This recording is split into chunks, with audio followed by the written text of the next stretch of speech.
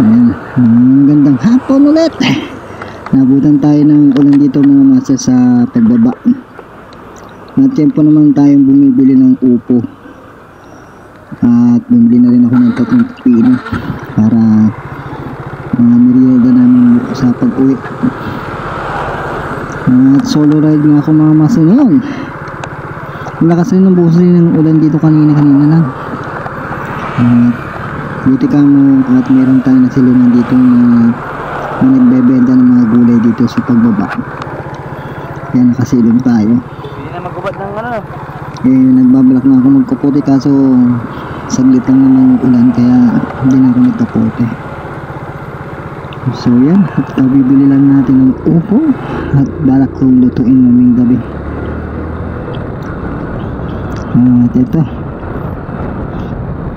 At medyo basa-basa yung kalsada kaya hinahinay lang tayo sa pagmamala. Baka madulas tayo. So ayan na. At medyo umaambon pa mga master kaya pero okay naman. At papatak-patak lang yung ambon.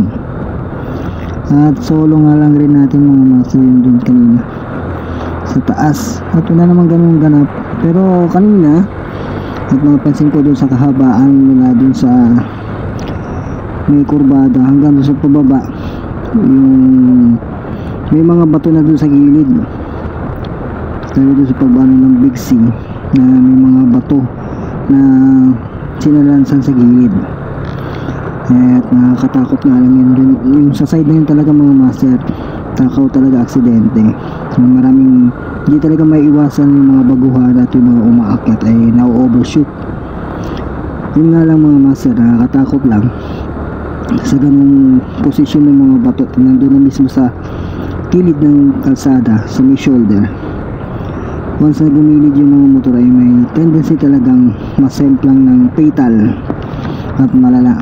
Imbis na dun lang sila dadaos doon sa damo ay masasagupan nila yung mga bato doon na nasa gilid na malalaki.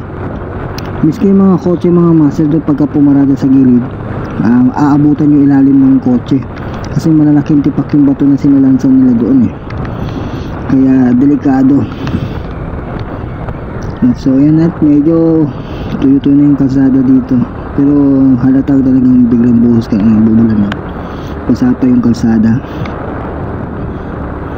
Buti 30 minutes nga lang yung pag-ulan kaya hindi na tayo nagkapote.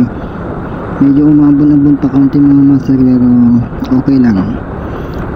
At pawala na rin yung ambon at sumikat na rin si Haring Araw. At solo ride tayo mga master ngayon. At bukas kasi may lakad ako. Kaya totally galing naman ako sa Commonwealth ay dumiretso na ako dito. Yun nga lang, mga alas 12:30 na ako na rin nakarating dito. So ayan na, paspas muna tayo at medyo tuyo-tuyo na yung kalsada.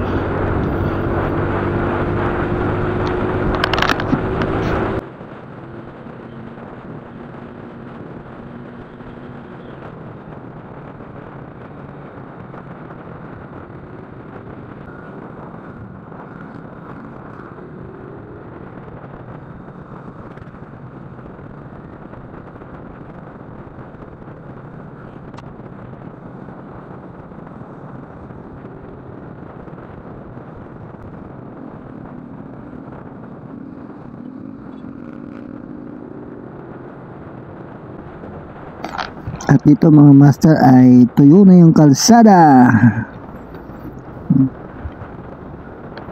Ano to, hindi ito umabot yung ulan dito mga master. Pulo-pulo lang yung pag-ulan dito sa Marilaki master. May portion na umuulan at may portion na mainit. Oops, meron na. Uy, may aksidente mga master. Isang motor mukhang bumangga dun sa SUV at nakabulagta pa rin yung motor. Yan. At napansin natin master yung bumper nung kotse ay natanggal. Mukhang dun bumangga yung motor or dun nasagi.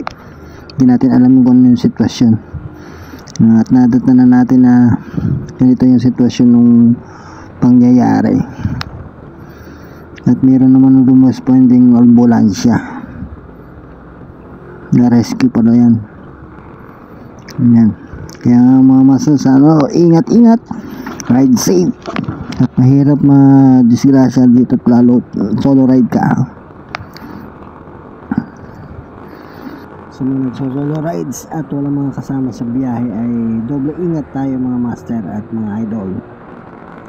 At huwag masyado maghihalubilo sa mga tao hindi natin kakilala, lalo sa mga gabi. At yung mga kababayan natin mga riders, doble ingat sa pagbibiyahe, lalo pag nagso-solo rides. At meron na namang insidenteng panggagahasa ang nangyari at pagpatayan dito sa Marilaki. Kaya hindi natin inaasahan.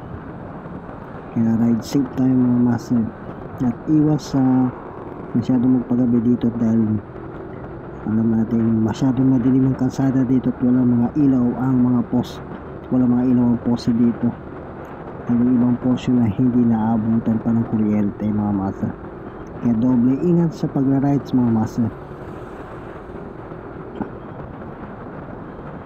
At ito, ganito muna tayo, magkakata tayo ng